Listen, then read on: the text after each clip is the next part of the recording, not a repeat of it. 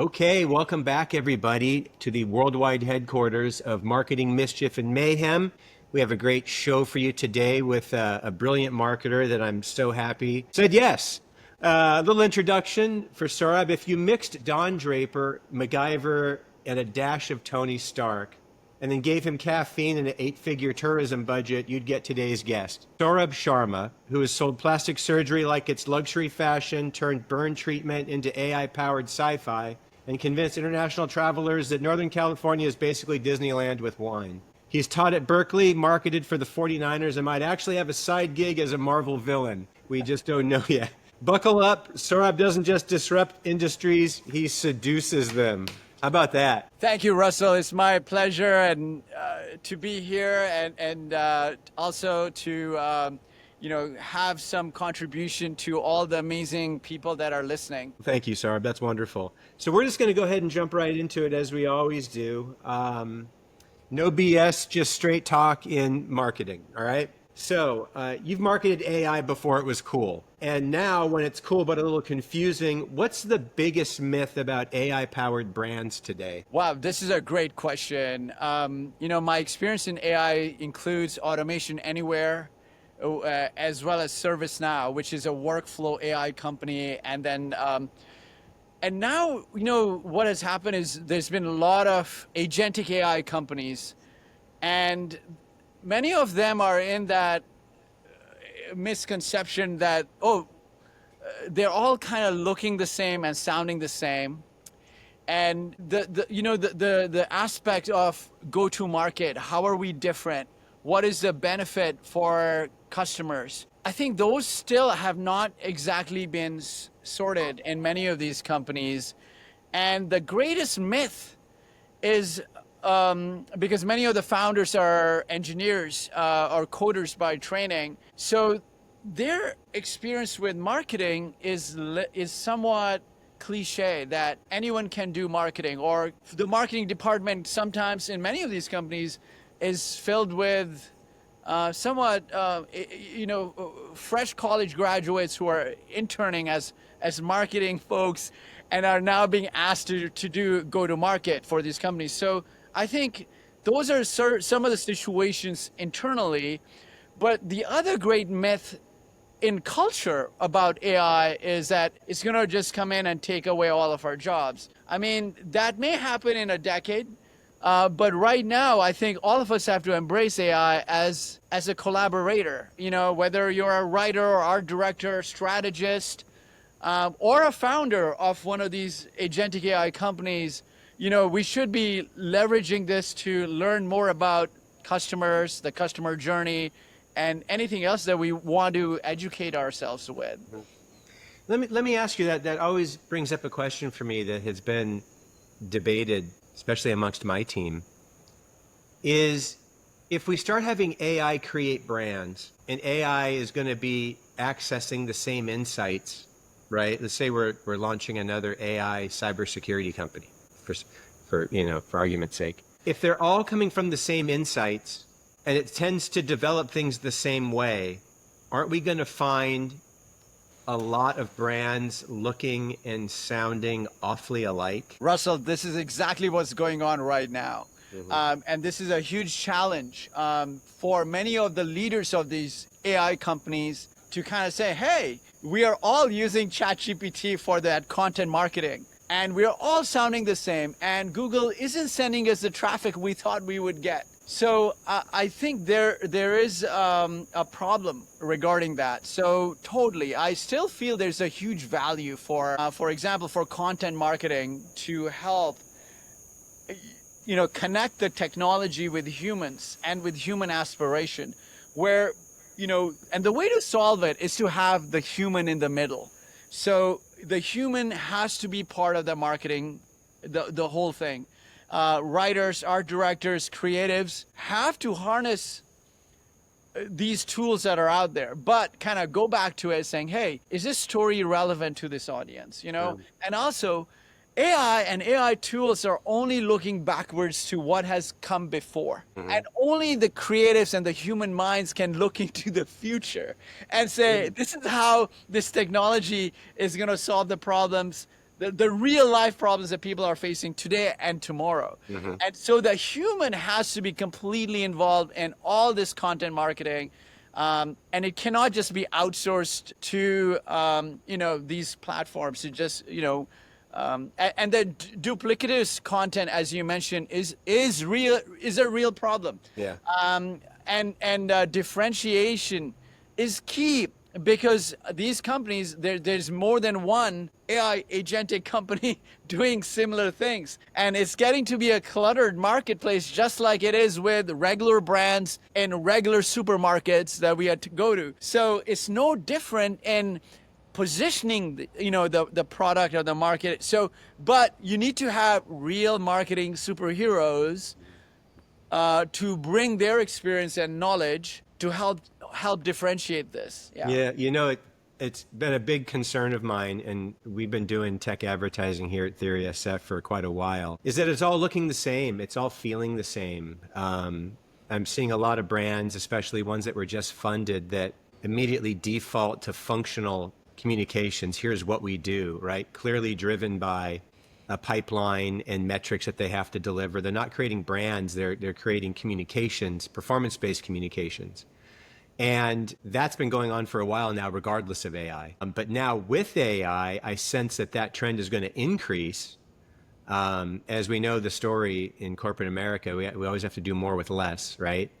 So now that we have to do more with less, let's start using more AI. I just feel the sea of sameness is going to get wider and deeper very quickly, which hopefully is good news for us independent agencies to be able to continue to do great breakthrough work. Absolutely. I mean, this is a danger that a lot of marketing leaders need to be aware of, and to counter against that danger by saying, it does make sense to take the time, the due diligence to build that effective strategy, whether it is attracting new customers, whether it is retention of existing customers. And of course, it's coming right back around to building that billion-dollar brand. Those companies that are in AI that are new and who are able to build their, billion, focusing on that brand trust, will have an easier task of, prospects, watching their demos, coming to their events, and then becoming also use case success stories that these companies can further use for greater onboarding of their products and greater sales. But those that kind of ignore that are at risk to, not being relevant. Mm-hmm. Right. And that's what we're here for, is try to make relevance, right? All right, switching gears, my friend. You've been in the brand trenches and the boardrooms. Why does B2B strategy so often default to safe and same? We actually just talked about this. Is it fear? Is it laziness? Is it CFO trauma? What is it? Wow, these are great. A lot of great insights here in this question. We have just become so focused on short-term goals now. Mm-hmm. And I think all marketing leaders in B2B are chasing that that carrot, the short-term carrot that's dangling in front of our nose, and we're like rabbits chasing that carrot. Yeah. And sometimes it's like, and what has happened is, like, we need to kind of take the long-term approach. We need to kind of saying, hey, this is what we're planning for the year or 5 years ahead, and we really need to be conscientious that, we get it, that, because of the speed of the internet or, technology, that runway has gotten shorter. But truthfully, we can accommodate things that we need to pivot to right away. But we need to stay, focused on adding stability to the marketing org by having a plan for a long-term growth and long-term strategies, not just be whisked off by short-term plays, right? I think that's what's going on, and that's why the B2B is becoming less noticeable. And so now what's happening is many of these B2B players are saying, we're not getting enough, lift or what have you from this or that. And it's like, well, what is the long-term strategy? And let's just not be that rabbit that's just foolishly chasing after that carrot at the end of that stick. But, taking some time to develop a long-term strategy rather than just going after short-term tactics. But let me ask you, I mean, how do you do that when your money is going to be given and parsed out to you in little, here's your budget for next month, right? Here's your budget for the month after that, coming from your VC or your PE firm or whatever. I just haven't seen in tech in a while a CMO that has budget flexibility to do what's right and what would be amazing, as we've seen in the consumer side. We see, well, I got a mere pittance that I have to get through next month, so it's all going to performance because I have to deliver my numbers back, right? It's like, how do you as a CMO in an organization that doesn't give marketing everything it needs, how do you push what you need uphill and get something approved? I mean, how do you do the bigger work and the longer term work when you're not being judged on longer term and you're looking for your bonus next quarter? Yeah, this is a real challenge. I mean, we just need to have those leadership conversations with both the CEOs or the founder, if the founders are still involved, and kind of saying, hey, look, we really need to have a long-term strategy for this. And, and they need to also have, and most of them welcome this conversation because they're also trying to figure out what their purpose is with the company, whether they're planning to sell it to someone else in a few years or to have a successful IPO or to just stay the task for a longer time period. So this kind of conversation is something that CMOs should not be afraid to bring up with both the CFO as well as founders and the CEO, because otherwise it can be really stressful for marketing leaders to kind of saying, hey, where's the vision in this? And that vision has to come, has to be collaborated on with all entities knowing what the larger plan or plays are for the landscape. And yeah, everybody wants things done immediately. We all wish we had a magic genie right now. Like, hey, grant me my 3 wishes in marketing for company A, company Y, company Z, or what have you.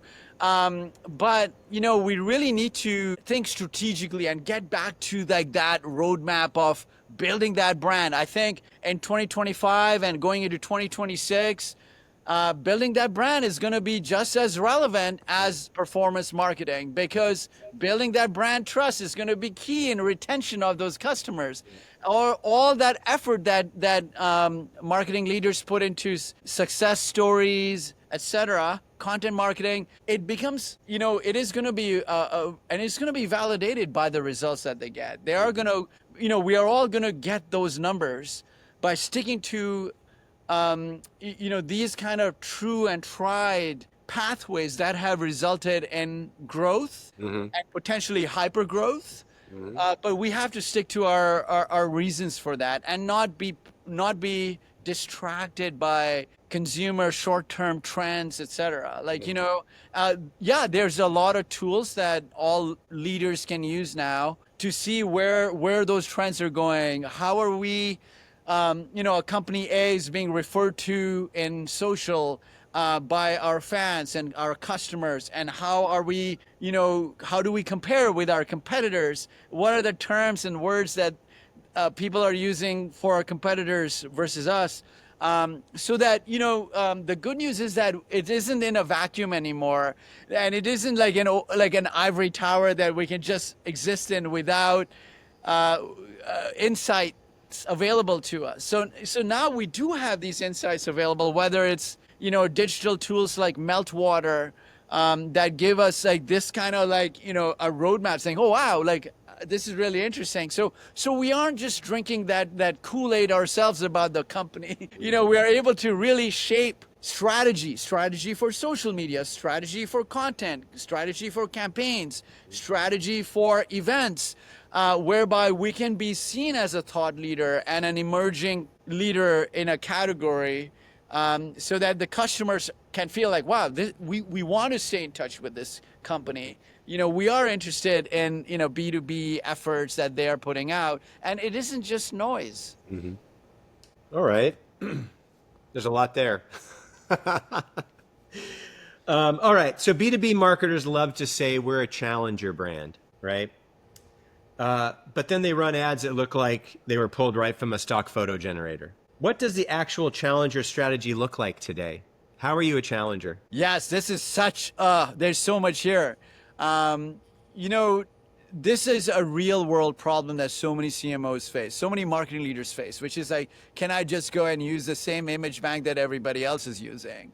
And like, you know, thankfully we do have new AI tools such as Midjourney. I mean, I've collaborated with a lot of art directors who, you know, and this is in different categories or different industries. You know, it's the same sort of deal. Like, it's like, yeah, how do we look? The art direction is such a critical component of emotion and also company differentiation. And so thankfully, you know, we don't just have to rely on those image banks anymore. Like, a good art director today should be able to use tools such as Midjourney to kind of saying, hey, let's work together and give me something that is unique and kind of fun and has that energy to position, you know, the company in new ways. And, you know, making it relevant, making, you know, sure that those, you know, we have communication that melts retinas in people's eyeballs, you know, that they kind of say that, hey, I want to see that, or I saw that, I remember that. You know, we want to have those kind of moments happen rather than the generic, you know, of building, you know, because using generic content isn't going to build challenger brands. It's gonna be harder to get the kind of numbers that the leaders are looking for. Using you know, we have to be savvy, and we are creatives on all parts. I mean, I welcome them, and I say, don't be afraid of the tech. You know, use these AI tools to do campaigns. Thankfully, I've worked with a bunch of brilliant art directors, and that's what I tell them. I say, like, I want campaigns that like, you know, that burn retinas from people's eyes. Like, I want them to kind of say, wow, I saw that. You know, I don't want it to be a missed opportunity. Yep. And I welcome them to play around with these tools, Midjourney. Yeah, the value of a great art director today is doing those prompts, re-art directing, you know, the visuals that they get, and making it interesting, you know, and not making it generic, so that like the challenger brand, the you know, stands out. It works twice or three times as hard. You know, it's like an Avis ad. You know, it's like, it's always out there saying, hey, if you haven't tried us, try us. You know, we are different, and we are, you know, we are smaller, we're nimbler. We try harder. I think Avis was we try harder, right?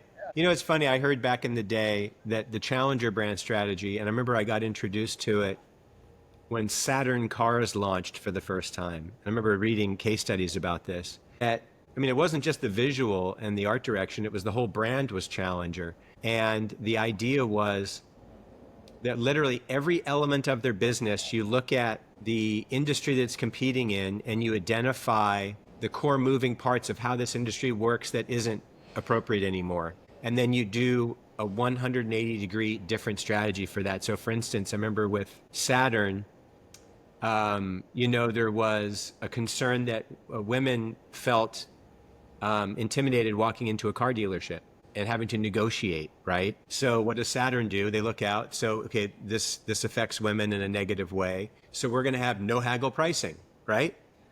And then, you know, you just show up one day and your car's on the lot, versus when you come to Saturn, like, you order your car, then you watch it be produced and who's making it as it goes across the line. And then we'll teach you how to change a tire, right? All these kinds of things. So it was like literally every element of the challenger strategy was to look at the industry, what's not working, and do the exact opposite across the board. And I've always kind of used that as my guide. So you've led marketing at some pretty cutting edge companies.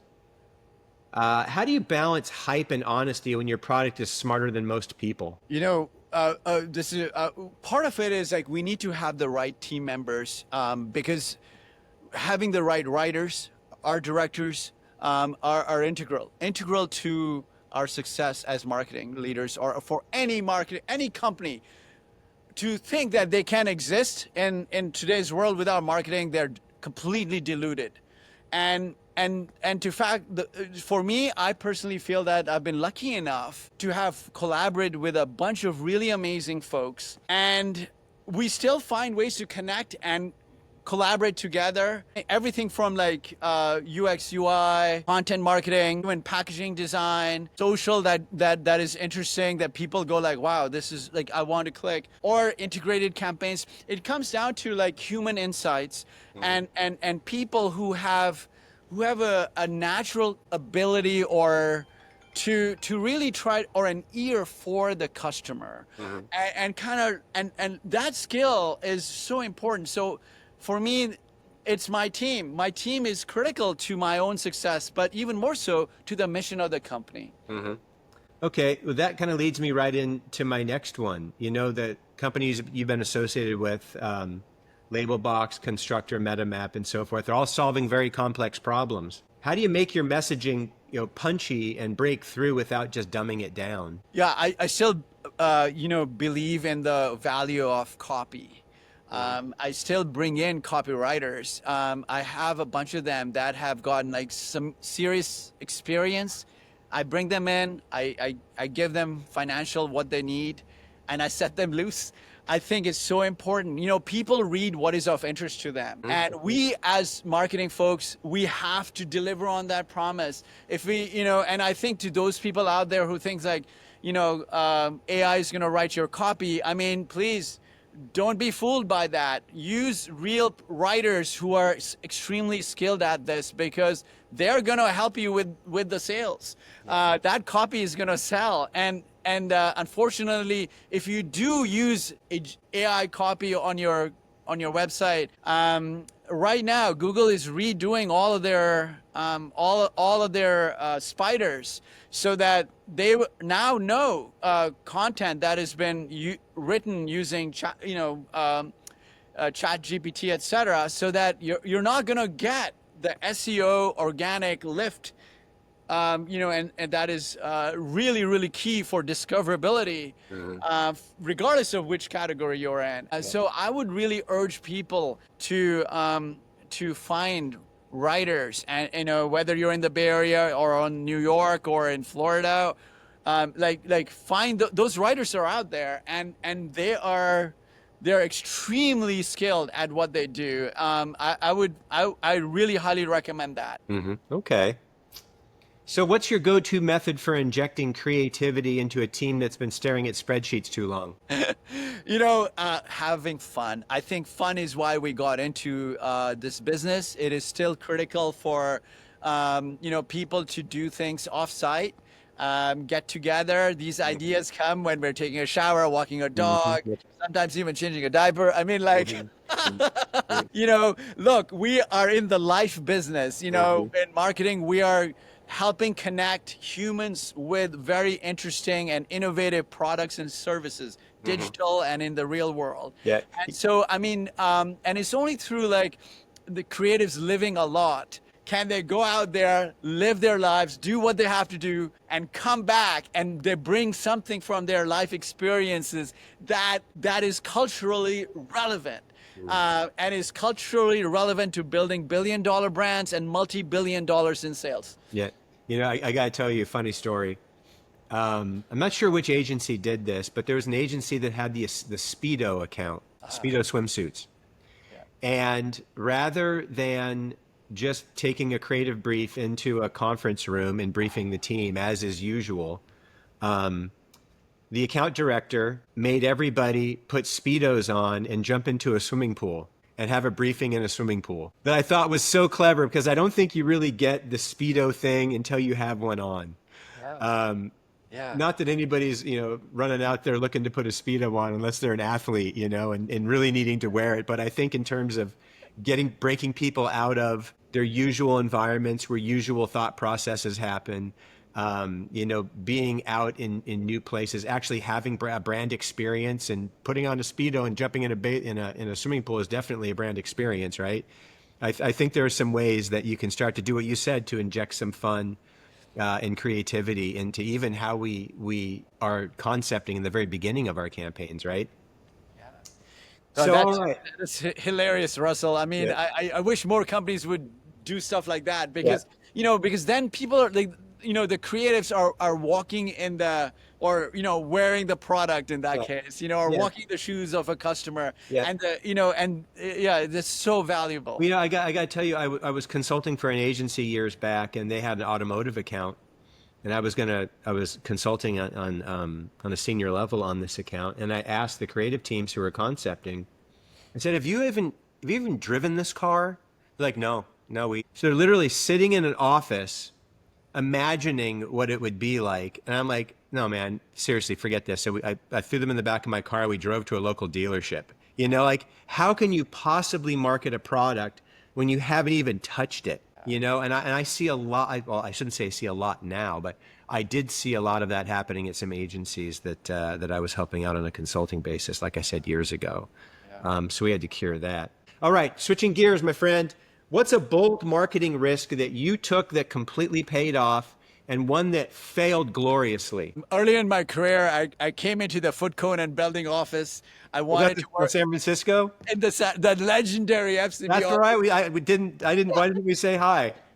I know. I was in there and I said, I went to the front desk. I didn't have an appointment. I just knew a few of the names of people whom I wanted to learn from. And so I had like the receptionist over there. She was kind enough to let me leave voice messages to all these different people. And then, believe it or not, like one of them came down and said, hey, who's that guy from Canada who's come all this way to see me? And I was like, whoa! And it was just the kind of, fuel that I needed at that time to say, you know what? I may be a lunatic, but I think this is what I want to do. And then Claude Jacques, who is a renowned art director on Levi's, Yeah.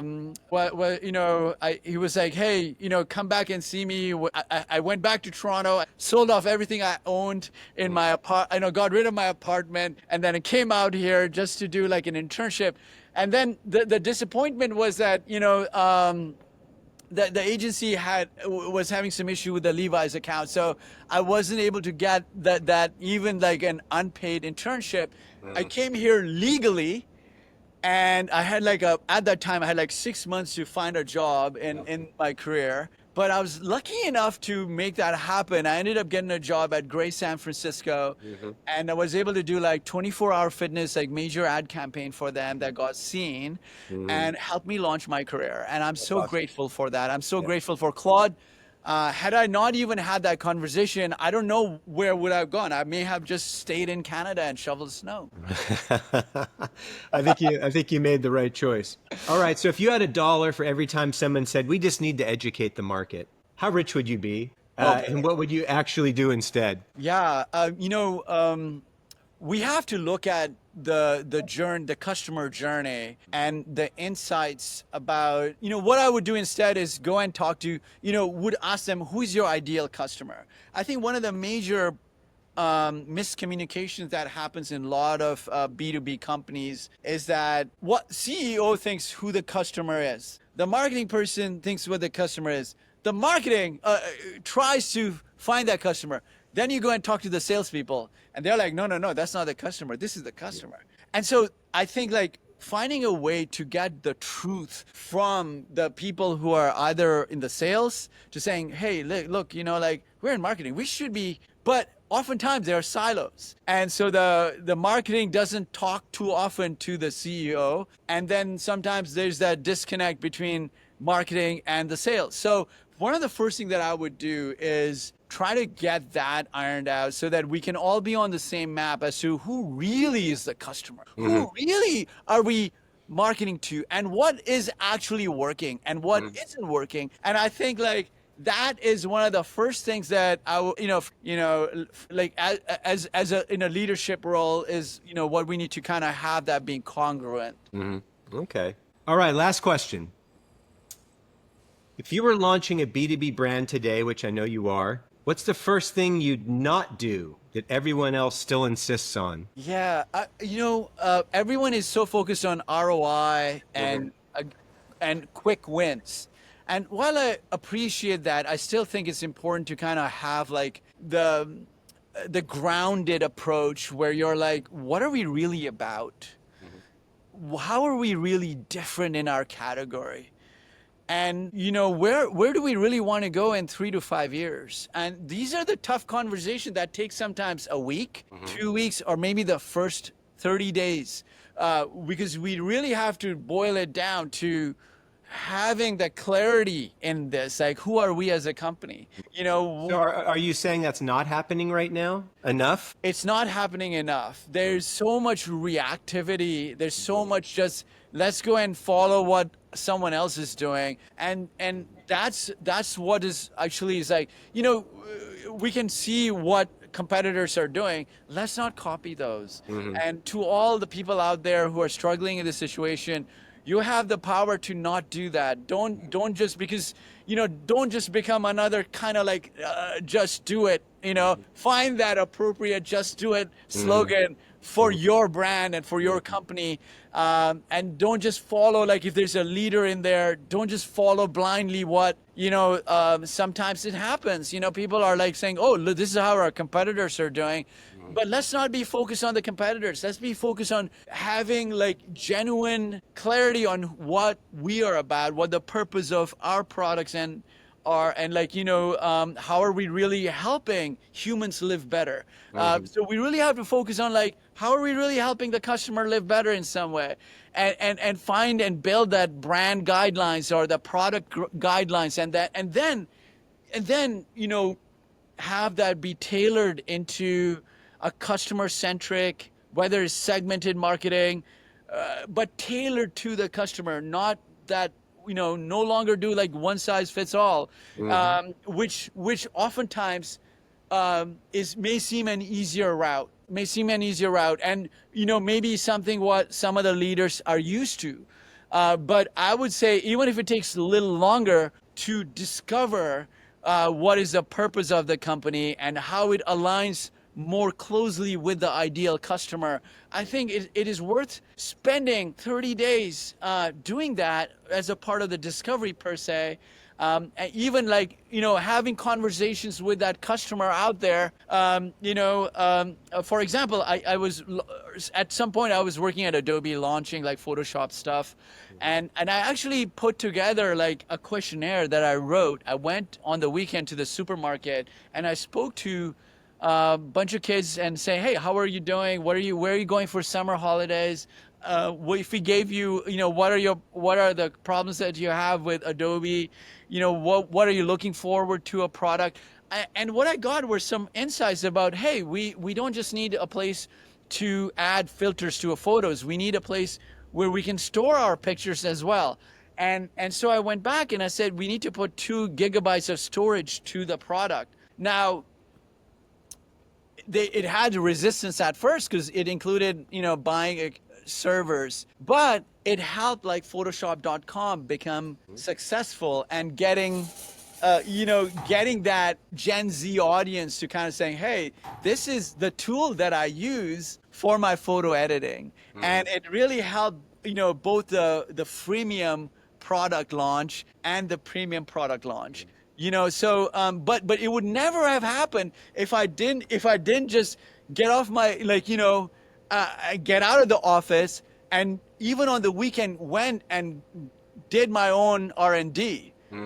And then so I would urge all whether you're a C-level executive or a junior just starting out in marketing, I want you to really own that experience. I want you to own that channel. I want you to take initiative to think outside the box and don't just rely on what, data that they may have, because that data may be irrelevant.